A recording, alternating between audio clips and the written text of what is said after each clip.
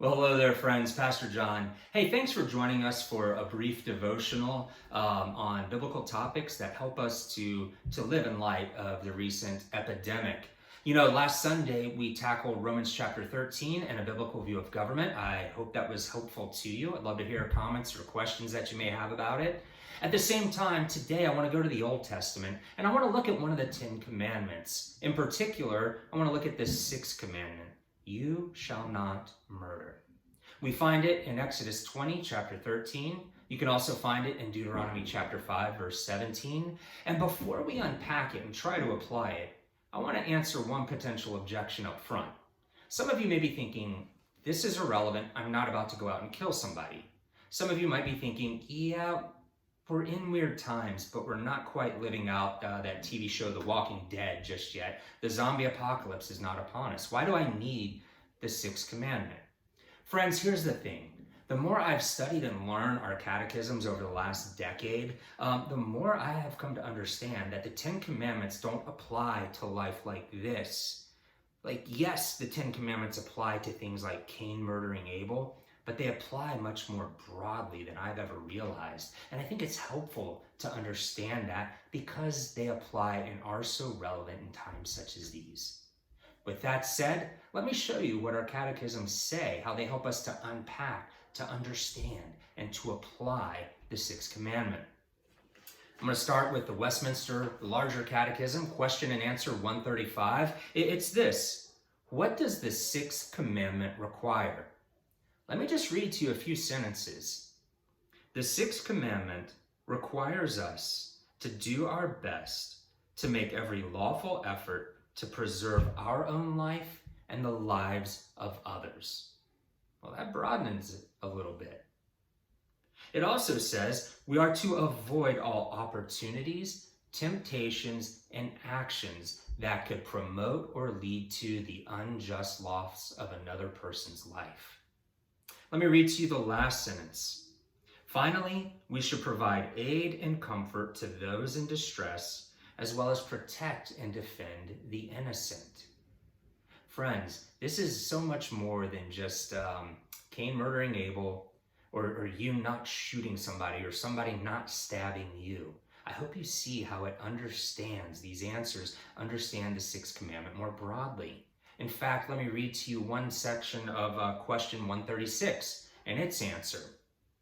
Question 136 asks, what particular sins does the sixth commandment forbid?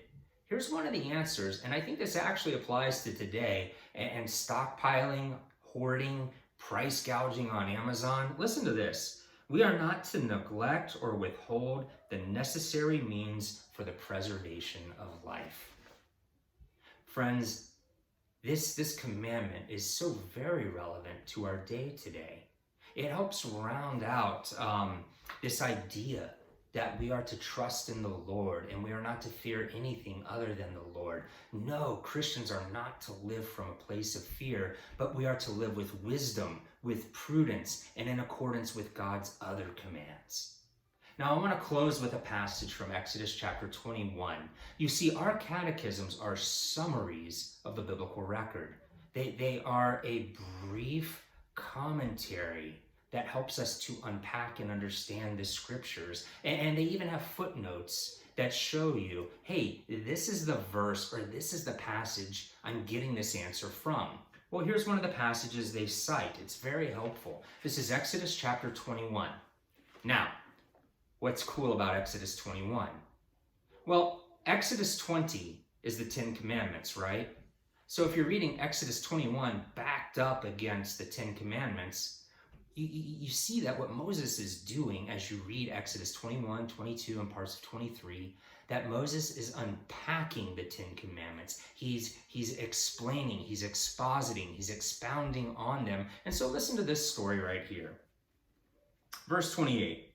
When an ox gores a man or a woman to death, the ox shall be stoned, and its flesh shall not be eaten. But the owner of the ox shall not be liable. Okay, so scenario number one. The owner's bull kills a person. He's not held liable. Watch scenario number 2 here, verse 29. But if the ox has been accustomed to gore in the past, and its owner has been warned, but has not kept it in, and it kills a man or a woman, the ox shall be stoned. But watch this, friends. If the owner was negligent, if the owner did not take steps to preserve life, then its owner shall also be put to death. Okay, do you see that coming through in those statements from the catechisms that Christians are to be pro-life? We're to act for the preservation of life. Yes, for the unborn, but also for those who are living right now. Friends, we need to act in accordance with this commandment. On the one hand, we're not to fear, but on the other hand, we are to live from God's word. We are to obey this command, and we've got to put those things together. We should not fear. We should trust in the Lord, but we should be acting and living in ways that honor him by honoring the sixth commandment and not leading to unnecessary loss of life. Hope that helps. Love to hear your comments. Thanks so much. I'll be praying for you.